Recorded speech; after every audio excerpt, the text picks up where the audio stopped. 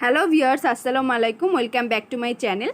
তো আজকে আমি আপনাদের সঙ্গে শেয়ার করব গরুর ভুরি রেসিপি। তো দেখতেই পাচ্ছেন আমি ভুরিগুলোকে ভালোভাবে ধুয়ে নিয়েছি।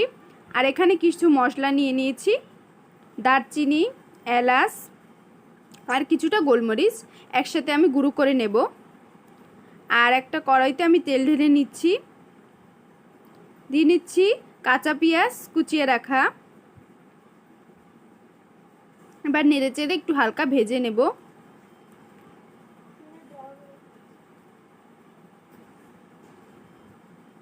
দেখতে পাচ্ছেন হালকা ভাজা হয়ে গেছে। এবার আমি এর মধ্যে দিয়ে দিচ্ছি 1 চামচ লাল মরিচের গুঁড়া, 1 চামচ হলুদের গুঁড়া, 1 চামচ জিরা গুঁড়া, 1 চামচ ধনিয়া গুঁড়া। এবার নাড়াচাড়া করে নিচ্ছি।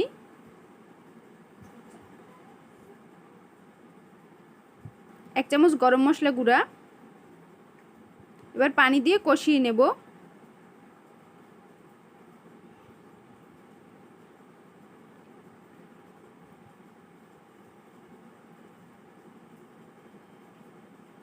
এবার দিয়ে দিচ্ছি 1 চামচ রসুন বাটা, 1 চামচ আদা বাটা,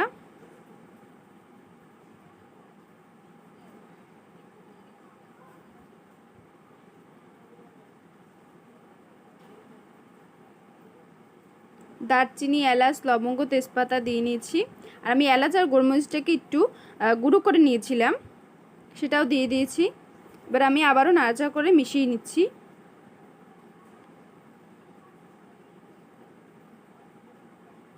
আর এটা তৈরি করতে আমার 4 দিন লেগেছিল।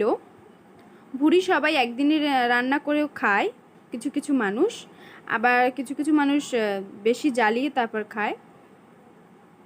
তো আমি দিয়ে নিচ্ছি স্বাদ মতো লবণ।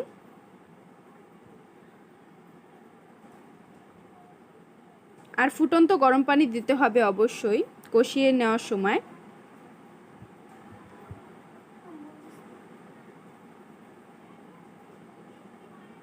আমার কিন্তু মশলাটা কষে এসেছে। এবার আমি ধুয়ে রাখা ভুড়িগুলো এর ভিতর দিয়ে দিচ্ছি।